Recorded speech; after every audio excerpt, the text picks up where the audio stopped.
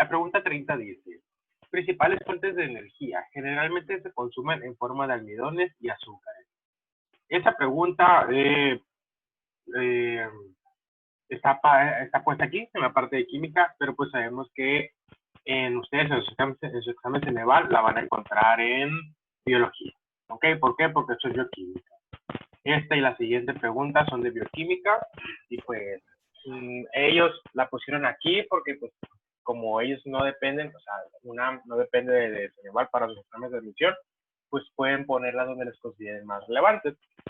Pero pues, bueno, esas preguntas son de bioquímica, ¿ok?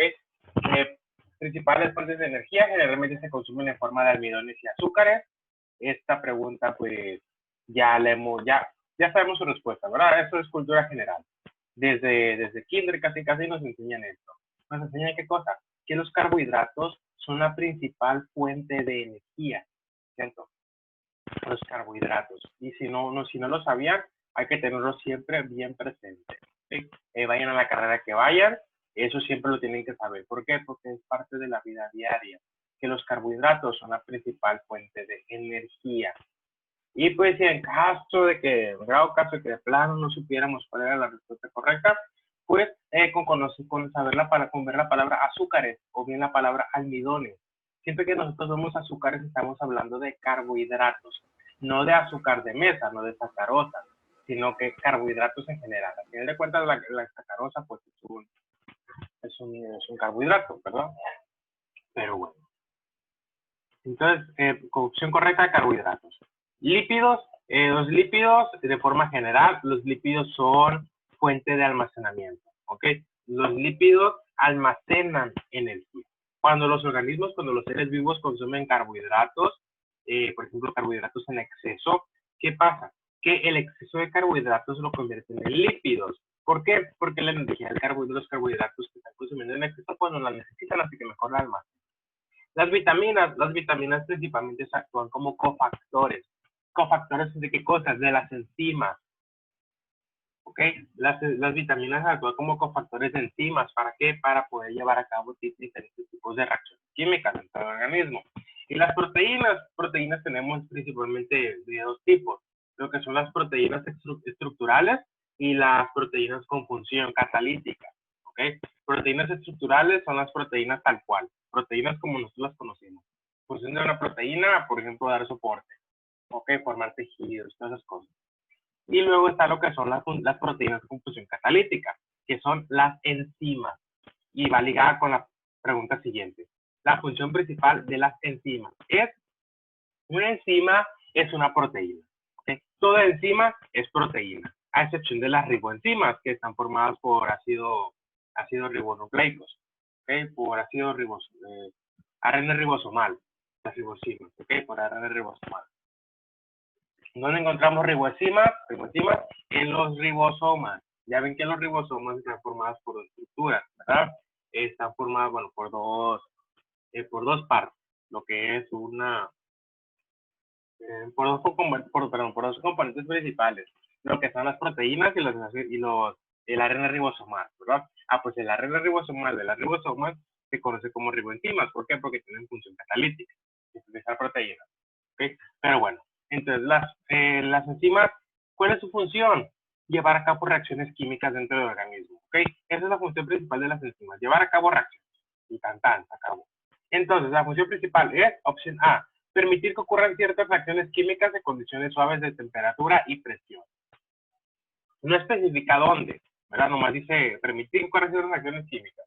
Y pues sí, en parte tiene razón esta respuesta, porque si esa es la función de las enzimas, llevar a cabo reacciones químicas en condiciones suaves de temperatura y presión. ¿Por qué hacen énfasis en condiciones suaves? Porque las enzimas son muy quisquillosas, ¿ok? Ellas solamente actúan a una temperatura específica, a una presión específica, a un pH específico, nada más. Si alguna de esas condiciones cambia, la enzima ya no funciona, ¿ok? Así que sí son muy especiales. Luego, opción B, formar nuevos tejidos en los diferentes órganos del cuerpo. Esa pregunta ya nos puede hacer ruido, ¿ok? ¿Por qué? Porque dice formar nuevos tejidos. Nosotros sabemos que los tejidos, además de otros componentes, están formados por proteínas, ¿no? Así que muchos diríamos, no, pero pues eso sí puede ser la respuesta correcta. pero vamos a ver las demás. Proporcionar la energía inmediata que se requiere para las actividades celulares. Esta también puede que sea una respuesta correcta, ¿verdad? ¿Por qué? Porque nosotros sabemos que para poder obtener energía a partir de los alimentos, ¿qué se necesita? Se necesitan degradar, ¿verdad? ¿Y cómo se degradan? Pues por medio de reacciones químicas. Y toda reacción química en un ser vivo se lleva a cabo mediante una enzima. ¿Ok? Siempre las enzimas son las que hacen prácticamente todas las reacciones químicas dentro de los seres vivos. Entonces, proporcionar energía puede que sí, es una función de las enzimas. Puede que sí. Opción D, almacenar energía para usarse en tiempos en los que no es posible conseguir alimentos. Otra vez, nos hace ruido. ¿Por qué? Porque sí, les había mencionado, cuando los seres vivos consumen alimentos en exceso, ¿qué es lo que hacen? Lo almacenan. ¿Qué lo almacenan? Principalmente lo convierten en ácidos grasos, lo convierten en lípidos. ¿Mediante qué? Mediante reacciones químicas. Y las reacciones químicas se llevan a cabo por enzimas. Entonces, sí, también es una función de las enzimas. Si nos damos cuenta, A, B y C, todas son funciones de las enzimas, ¿ok? Pero son funciones que se dan cuenta muy específicas.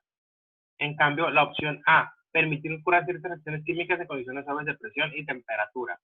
La opción A nos dice que, o sea, tal cual, permitir, no nos especifica, ¿ok? No nos especifica a una función principal, así como formar nuevos tejidos, proporcionar energía, almacenar energía, sino que permitir que ocurran ciertas reacciones químicas. Así que yo pondría como correcta la opción A, ¿ok? No sé si alguien difiera de mí. ¿Por qué? ¿Por qué les pregunto? Porque aquí sí, pues, esta pregunta, como no tengo las respuestas, es mucha interpretación, ¿ok? Depende de cada persona, puede que la respuesta que quiera correcta. Para mí, la más correcta es permitir que ocurran ciertas acciones químicas a condiciones estables de temperatura y presión. Porque sí, las enzimas se utilizan a nivel laboratorio también, fuera de los seres vivos, para llevar a cabo ciertas reacciones químicas. Así que yo pondría la opción A. Pero pues, igual esta la van a encontrar en la parte de biología. Así que no me preocupo mucho por eso. Entonces nos vamos a la siguiente. En las reacciones en equilibrio químico, y nos da 4 enunciados. Aquí básicamente nos dice que cuál de estos enunciados corresponde a una reacción en equilibrio químico. Hasta el momento, si se dan cuenta, no hemos visto lo que es equilibrio químico, ¿verdad? ¿Por qué? Porque considero que no hay necesidad de verlo como un tema como tal. ¿Okay? ¿Por qué? Porque no viene mucho en el examen. De hecho, nunca he visto equilibrio químico en Ceneval, pero sí viene en el temario. ¿Okay? Lo único que necesitan de equilibrio químico es saber qué es y ya. ¿Ok? Para saber qué es el equilibrio químico, vamos a la pizarra. ¿Ok? Vamos a suponer que tenemos esta reacción. A produce B. Si se dan cuenta, es una reacción reversible, ¿verdad? Tiene doble flechita. Entonces es una reacción reversible. En la clase pasada vimos que las reacciones reversibles son aquellas las cuales tanto A se puede convertir en B como B se puede convertir en A, ¿cierto? O sea, el reactivo se convierte en producto, pero el producto también es capaz de volverse a convertir en el reactivo. Es por eso que tiene una doble flechita, una reacción reversible. A diferencia de las reacciones normales, que son reacciones unilaterales. Es decir, A produce B y punto. El reactivo produce el producto y ya. Si el reactivo se acaba, la reacción se detiene, ¿verdad? ¿Por qué? Porque va así. Si hay B, se acaba A, la reacción terminó. Pero la diferencia de estas, las reacciones reversibles, no. ¿Por qué? Porque A se convierte en B, pero al mismo tiempo B se convierte en A. Entonces, las concentraciones, por ejemplo, ¿esta reacción se puede detener?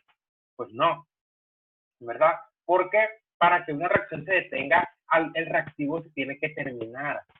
Pero es una reacción reversible. Entonces, A se convierte en B. La cantidad de A disminuye, la cantidad de B aumenta, ¿verdad? Pero luego B se convierte en A. Por lo tanto, la cantidad de B ahora va a disminuir y la cantidad de A ahora va a aumentar. Entonces, las reacciones reversibles no terminan. Los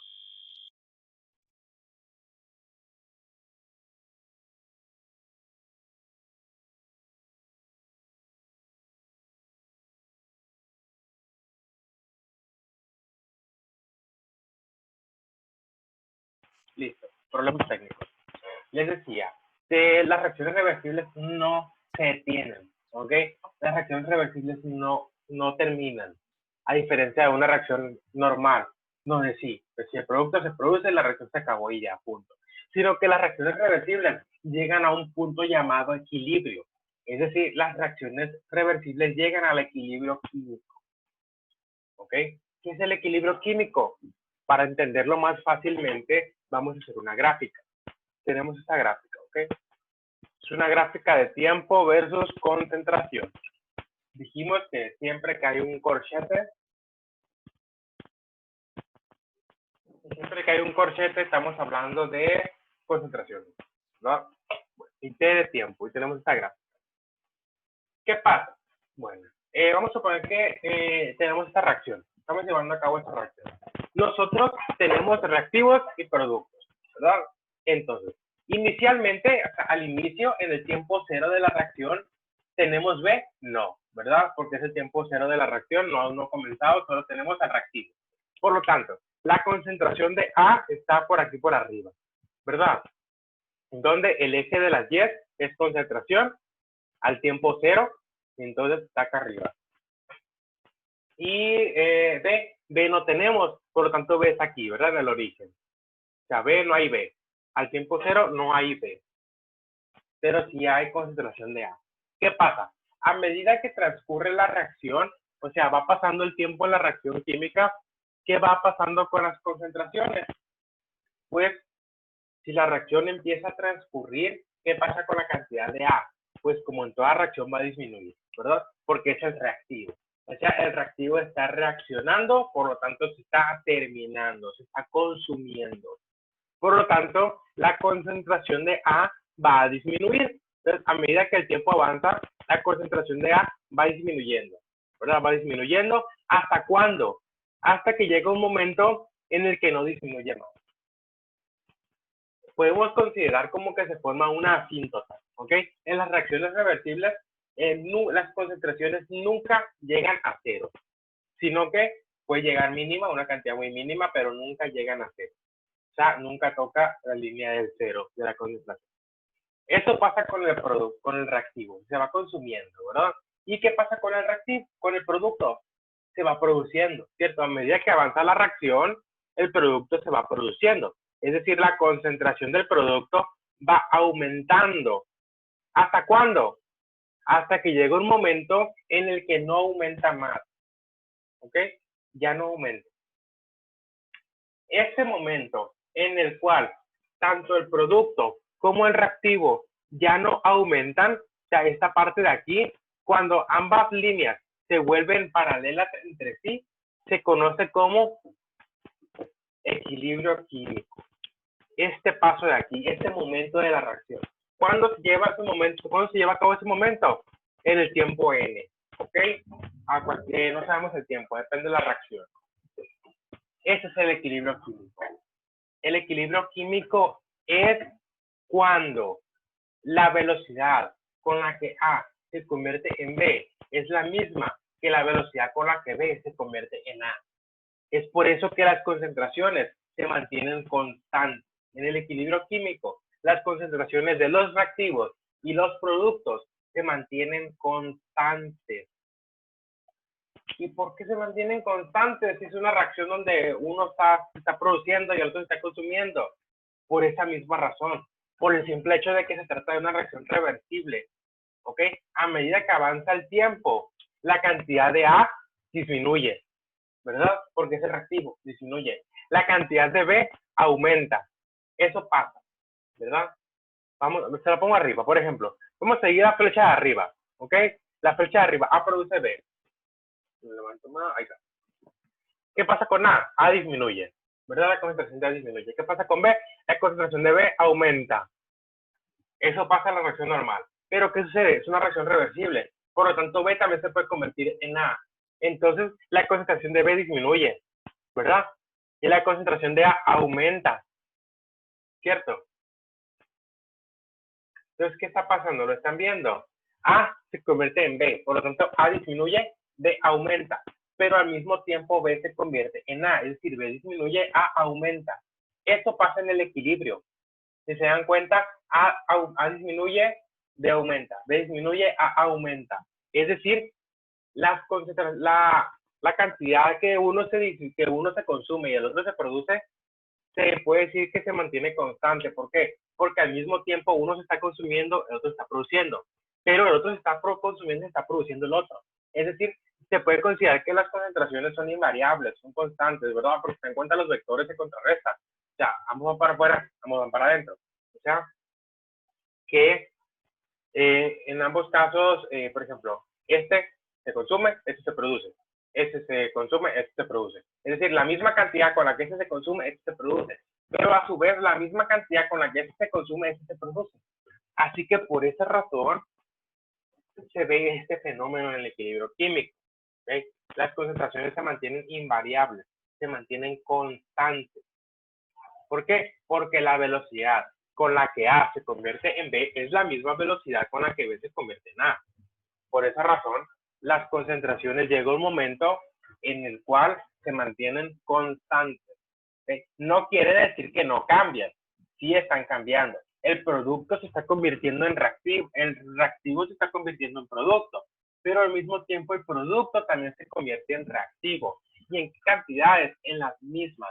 La misma cantidad con la que A se convierte en B es la misma cantidad y la misma velocidad con la que B se convierte en A. Por eso podemos decir que las concentraciones se mantienen invariables. Es, por ejemplo, cuando ustedes ven las aspas de un helicóptero. Llega un momento cuando toman una cierta velocidad que parece que no se están moviendo, ¿verdad? Eso pasa aquí. La misma velocidad con la que uno se convierte en el otro y el otro se regresa, las concentraciones y velocidades son idénticas. Por lo tanto, se puede considerar que no hay un cambio en ellas. Es decir, se mantienen constantes.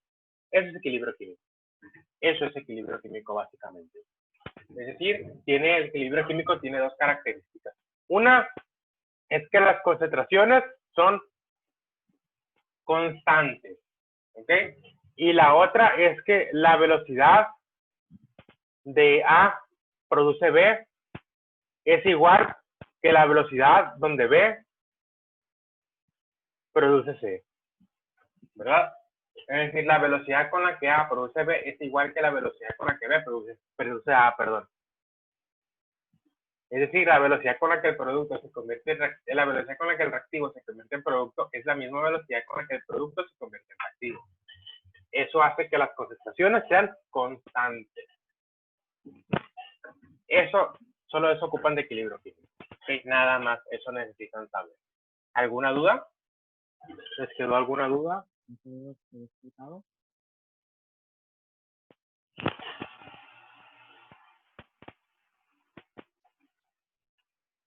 Parece que no. Muy bien, entonces, ya sabiendo lo que es la definición de equilibrio químico, podemos resolver tranquilamente la respuesta. Dice, opción A, las concentraciones de reactivos y productos son constantes. Sí, por eso que acabamos de decir. En el equilibrio químico, las concentraciones de reactivos y productos sí son constantes. ¿Okay? Sí son constantes. Son las mismas y constantes, no van a variar. Sí están variando, pero la velocidad con la que una varía y la otra varía es la misma, por lo tanto se contrarresta, se puede decir que no hay variación. Opción B, las concentraciones de reactivos son mayores que en productos. No, habíamos dicho que las concentraciones en equilibrio son idénticas y constantes. Opción C, las concentraciones de los reactivos son menores que los productos. No, son idénticas y constantes.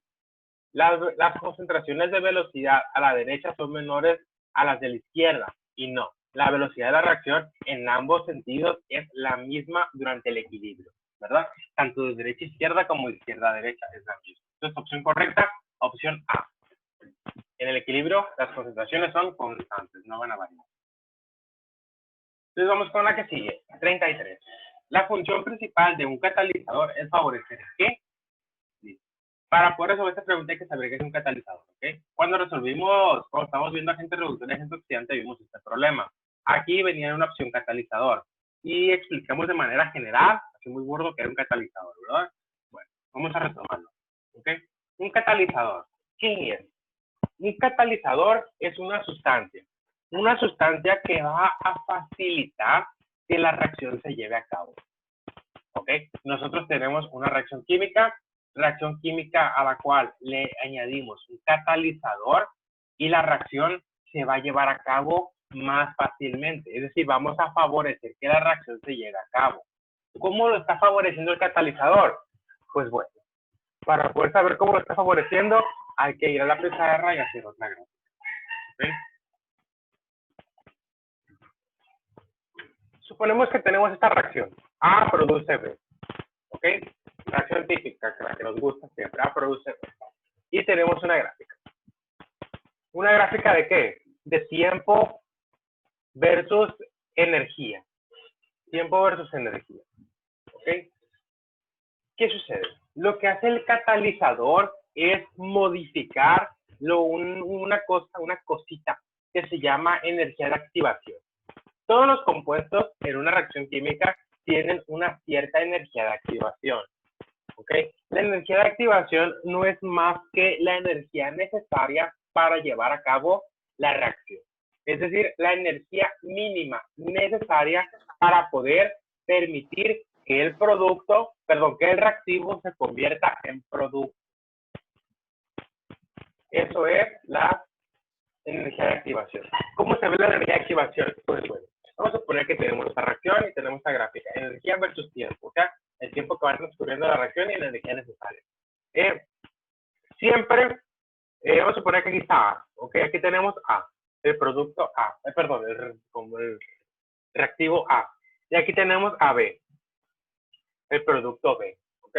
Si se dan cuenta, A está más arriba, B está más abajo. Y B está más al tiempo y A está menos al tiempo, ¿verdad? Es decir, todos los reactivos, siempre en una reacción, todos los reactivos tienen más energía que los productos. Eso puede ser pregunta de examen, ¿ok? La pregunta no se las puedo formular, porque no sé cómo se las pueden preguntar, pero esa idea, ese punto, ¿ok? Esa característica, de que siempre los reactivos tienen más energía que los productos, ¿ok? Los productos siempre tienen menos energía que los reactivos. ¿Y esto por qué? Pues porque, por obvias razones, en la naturaleza, todo tiende ¿a qué? A la estabilidad, ¿verdad? Si un producto tuviera más energía que un reactivo, significa que ese producto es muy inestable y esta reacción difícilmente se lleva a cabo. ¿Por qué? Porque el producto es muy energético. Si es muy energético, es muy inestable. ¿Ok? Si es muy energético, es muy inestable. Entonces, vamos a retomar. La energía de activación. La energía de activación es la energía necesaria para llevar a cabo la reacción. ¿Cómo se ve en una gráfica? Se ve así. Tenemos esa gráfica, ¿ok? A produce B. Esta línea que ven aquí es energía. ¿Ok? Energía en función del tiempo. Esto es la energía de activación, miren, esta parte de aquí. ¿Ok? Todo eso que está aquí es energía de activación. Es decir, es energía necesaria para llevar a cabo la reacción. Nosotros, para poder llevar a cabo una reacción, necesitamos sobrepasar el umbral de la energía de activación. Este umbral que está aquí, esto que está aquí, es energía de activación. Es decir, nosotros, para poder que se lleve a cabo esta reacción, primero tenemos que aportar energía. ¿Cuánta energía? La energía suficiente para pasar este umbral. Una vez hemos pasado este umbral que está aquí, la reacción se puede llevar a cabo. Y el nivel energético de los productos es menor que el de los reactivos. Esto que está aquí, este pedacito, es energía de activación. Todos los productos de una reacción tienen energía de activación, todos. Y la energía para poder sobrepasar este umbral, ¿cómo la administramos? Principalmente en forma de calor. ¿Ok? Esta reacción necesita lo que es calor. Recuerden, el delta es calor. Es decir, nosotros añadimos calor a la reacción. El calor es energía. Básicamente sobrepasamos el umbral de la energía de activación y llevamos a cabo la reacción. Y tanta. Eso pasa siempre. Pero, ¿qué sucede? Que nosotros cuando añadimos un catalizador, la energía de activación disminuye. Porque la energía de activación se modifica. ¿Cómo se modifica? Pues bueno, la línea azul es sin catalizador. La línea verde es la reacción con catalizador. ¿Ok?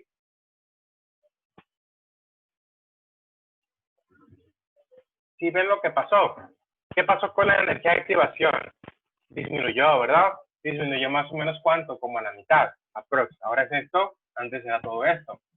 Eso hace un catalizador. Un catalizador disminuye la energía de activación de los reactivos. ¿Esto con qué finalidad? Con el único propósito de favorecer a la reacción. Es decir, invertir menos. ¿Invertir menos qué? Menos energía, menos trabajo, menos calor, menos como lo quieran llamar. ¿Okay? Es decir, facilita que la reacción se lleve a cabo. Y en muchas ocasiones esto hace la reacción mucho más rápida. ¿Ok? Entonces, eso es la función del catalizador. Básicamente disminuye la energía de activación. ¿Para qué? Para favorecer que la reacción se lleve a cabo. Otra característica del catalizador es que se puede recuperar. Es decir, si nosotros añadimos un catalizador a esta reacción, por ejemplo, el catalizador que estamos utilizando es este, H2PDC. ¿Okay? H2PDC es un catalizador que se utiliza en química orgánica para hidrogenar. Es hidrógeno sobre una cama de paladio carbono. ¿Okay? Nosotros cuando llevamos a cabo esta reacción, esta reacción de hidrogenación, el catalizador es paladio carbono, PDC. Nosotros llevamos a cabo la reacción y al final de la reacción, además del producto que vamos a obtener, que es B, podemos recuperar el catalizador. El catalizador lo tomamos y lo podemos utilizar en otra reacción. Esa es una característica del catalizador, que no reacciona. No reacciona. Es decir, no se consume.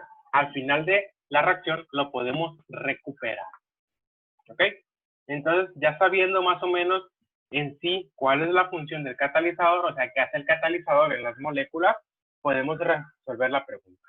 Opción A, aumenta la cantidad de reactivos sin reaccionar. No, no es una opción correcta, ¿verdad? Porque nosotros dijimos que lo que hace el catalizador es facilitar que la reacción se lleve a cabo. Así que si limita que los reactivos no reaccionen, como dice la opción A, pues no se llevaría a cabo la reacción. Así que A no es correcta. B, los productos tengan mayor pureza. La pureza de un producto no depende del uso o no uso del catalizador, ¿ok?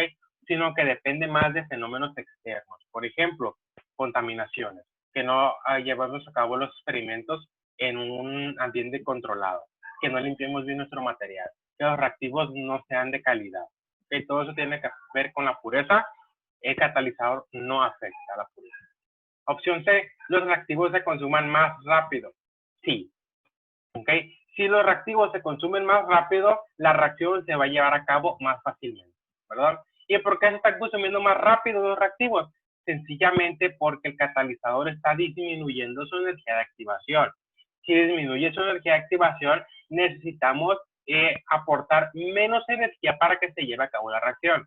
Si necesitamos aportar menos energía, esto se traduce en un menor tiempo de reacción, ¿verdad? En cambio, si no hubiera catalizador, por ejemplo, durante, no sé, 20 segundos estaríamos administrando calor para poder que se lleve a cabo. En cambio, si hay catalizador, vamos a suponer que en 5 segundos sobrepasamos la energía de activación y la reacción se lleva a cabo. ¿Okay? Esta es la función del catalizador. Opción D, aumenta la temperatura de los reactivos. Y no. ¿Okay? La opción D probablemente haga ruido en muchos de nosotros. ¿Por qué? Porque eso aumenta la temperatura. Y nosotros dijimos que el calor, la energía necesaria se administra en forma de calor. Es decir, podríamos decir, pues sí, se aumenta la temperatura de los reactivos, pero no especifica para qué. Solamente está diciendo que los calienta. Y pues no tiene nada que ver, no tiene sentido. ¿Cierto? Lo que sí tiene sentido es que los reactivos se consuman más rápido. Opción C es la opción correcta. Esa es la función del catalizador. Las dos preguntas que siguen no las ocupamos resolver. ¿Por qué? Porque de acuerdo a la guía Ceneval no viene química orgánica. Eso que está aquí, hidrocarburos, es química orgánica. Química de carbono no viene en su examen. Así que no se preocupen por estudiar esa parte. Entonces ya resolvimos la parte de química de este examen. Lo que vamos a hacer ahora es resolver la parte de química de este otro examen. Este era del 2017, este es el mismo, pero del 2016. Solamente vamos a resolver las preguntas que no hayamos resuelto antes. ¿Okay? La pregunta 23 dice, en un laboratorio se obtuvo una sustancia con fórmula S8. ¿Cómo se clasifica? Compuesto, elemento, mezcla homogénea, mezcla heterogénea. Vamos viendo. S8. ¿Qué significa esto? S8, bueno. Nosotros hemos visto que cuando tenemos símbolos de elementos, los símbolos alrededor tienen ciertos números, ¿verdad? Ciertos números que nos dan cierta información. Cuando el número está en esta posición que está aquí en la esquina inferior derecha, ¿qué significa? Significa que hay esa cantidad de átomos de ese elemento que tenemos aquí, ¿verdad? Es decir, en esta molécula que está aquí, tenemos 8 átomos de este compuesto. La S significa azufre, ¿ok? Tenemos 8 átomos de azufre. Por ejemplo, aquí, en esta que está aquí, tenemos 2 átomos de hidrógeno, ¿verdad? Eso es lo que significa este número. Tenemos 8 átomos de azufre. Entonces, este compuesto, ¿cómo se clasifica esta sustancia que está aquí? Este 8, pues. Tenemos 8 azufres. Entonces, ahí podemos partir. Vamos a ver, compuesto, elemento, mezcla heterogénea, mezcla homogénea. Si de plano no sé cuál es la respuesta correcta, sí sé cuáles no son correctas, ¿verdad? Si recordamos la definición de mezclas, que habíamos dicho que una mezcla era la combinación de 2 o más sustancias, ¿verdad? Pero ojo, sustancias distintas. Entonces, aquí tenemos 8 azufres. Tenemos la combinación de 2 o más sustancias, de 8 azufres. Pero si nos damos cuenta, todos los azufres son idénticos. Es azufre y punto. Por lo tanto, no puede ser una mezcla. Este 8 no es una mezcla. ¿Por qué? Porque solamente tiene átomos de azufre. Para que sea una mezcla, tiene que tener átomos de diferentes, sustancias de diferentes especies, de diferentes sustancias. Así que mezcla no es. Así que podemos descartar C y D. Nos quedamos con elemento y compuesto. Ahora, ¿cómo difiere de elemento y compuesto? Bueno, hay que conocer la definición de compuesto. Un compuesto es una combinación de 2 o más elementos. ¿Ok? Ojo, distintos. Entonces aquí tenemos igual, tenemos 8 átomos de azufre. Todos los azufres son igualitos. Entonces, esta molécula, esta sustancia que está aquí, no puede ser un compuesto. Porque para que sea un compuesto debe de tener distintos elementos. Pero todos son azufres, así que compuesto no es. Por lo tanto, es un elemento. Opción correcta de elemento. ¿Okay? Y dato curioso, ¿se acuerdan que habíamos dicho que todos los gases en la naturaleza, todos los gases de la tabla periódica se encuentran en forma diatómica? Por ejemplo, H2, hidrógeno, Cl2, cloro, Br2, bromo, I2, yodo, N2, nitrógeno, O2, oxígeno, ¿verdad? Ah, pues en la naturaleza el azufre se encuentra así, S8, ¿ok? Es una molécula con 8 átomos de azufre. Ustedes en la naturaleza no van a encontrar azufre solitos, o sea, no van a encontrar un átomo de azufre o 2 átomos de azufre, no, sino que van a encontrar moléculas con 8 átomos de azufre. Y, por ejemplo, también el fósforo. El fósforo lo encuentran como 4 átomos de fósforo unidos, o sea, como P4. Esas sí encuentran el fósforo, ¿ok? Esas son las únicas 2 excepciones. Azufre S8, fósforo P4. Las únicas 2 que conozco, por lo menos. Y pues todos los gases nobles que están en forma diatómica.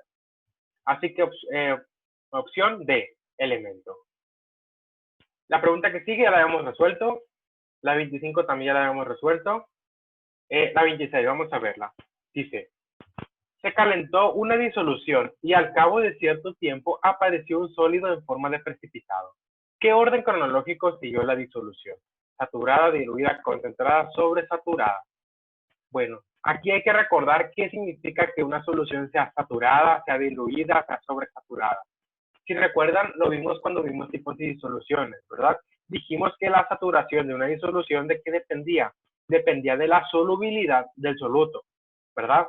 Es decir, una solución saturada contenía la cantidad máxima de soluto que el solvente podía disolver. Es decir, contenía la cantidad que nos dice la solubilidad del soluto.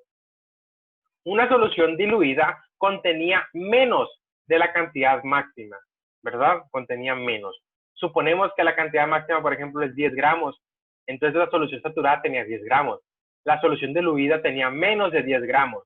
Y la solución sobresaturada tiene más de 10 gramos, ¿verdad? Es decir, tiene más de la concentración máxima que puede disolver. Y la solución concentrada, pues podemos suponer que es la solución inicial, ¿ok? La solución de la cual nosotros conocemos su concentración. Nosotros la preparamos y sabemos exactamente qué concentración tiene. Así que eso la solución concentrada no depende tanto de la solubilidad, ¿ok? Así que nos dice, ok, tenemos una solución, la calentamos y apareció un precipitado. Primero hay que ver, ahora hay que ver qué es un precipitado. Quizá algunos no hemos escuchado qué es un precipitado, pero pues sí hemos escuchado la palabra precipitado, ¿verdad? Precipitado, por lo menos para mí, significa que algo cae. que algo se va al fondo, que algo se precipita. Por ejemplo, se precipitó al vacío, o sea, se cayó al vacío, o se precipitó el muchacho, o sea, que se aventó, ¿verdad? Eso para mí es precipitado. Pero en química, un precipitado es esto. Déjenlo encuentro, aquí está. Esto es un precipitado, ¿ok? Si se dan cuenta que tenemos aquí, es una solución que tiene qué cosa, como una especie de gelatina, ¿verdad? Como un humito. Eso es un precipitado. Si lo quieren ver mejor, aquí tenemos este ejemplo. Eso que está aquí es un precipitado. Vamos a suponer que tenemos, por ejemplo, esa solución roja y esa solución verde. Vamos a suponer que esa solución tiene un compuesto, esa solución tiene otro compuesto. Nosotros esta solución la vertimos en esta que está aquí. ¿Qué va a pasar? Que el compuesto que tengamos aquí va a reaccionar con el que tengamos acá. Puede que cuando reaccionen se forme un nuevo compuesto, ¿ok? Ese nuevo compuesto va a cambiar sus propiedades, ¿ok? Se va a hacer insoluble. Un precipitado es eso, es un compuesto insoluble. Es decir, si nosotros mezclamos aquí este compuesto con este compuesto que tenemos aquí en esta solución, entonces se va a formar un nuevo compuesto. ¿Por qué? Porque se va a reaccionar con este. Ese nuevo compuesto que se forme va a ser insoluble. Es decir, no se va a disolver. Si no se disuelve, se va a ver así, ¿ok? Se va a empezar se va a formar, se va a separar de la solución y se va a depositar en el fondo. Eso es un precipitado. El compuesto que tenemos aquí, insoluble, precipitó, es decir, se fue al fondo del vasito de precipitado. Y no solo los encontramos así, sino que también los podemos encontrar con esta forma, como una especie de gelatina. Esto es insoluble. Si nosotros tratamos de homogeneizar esta solución, lo más que vamos a poder obtener es un coloide o una suspensión. Si la dejamos, se va a volver a ir al fondo. ¿Ok? Eso es un precipitado. Entonces, si nos vamos de nuevo a la pregunta.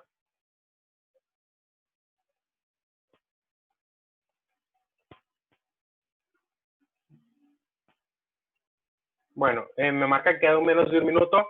Si pueden, ahorita vuelvan a entrar rapidito nada más para hacer esta pregunta, ¿ok? Voy a cerrar la sesión y se pueden volver a conectar y resolvemos esta y ya les cuento algo.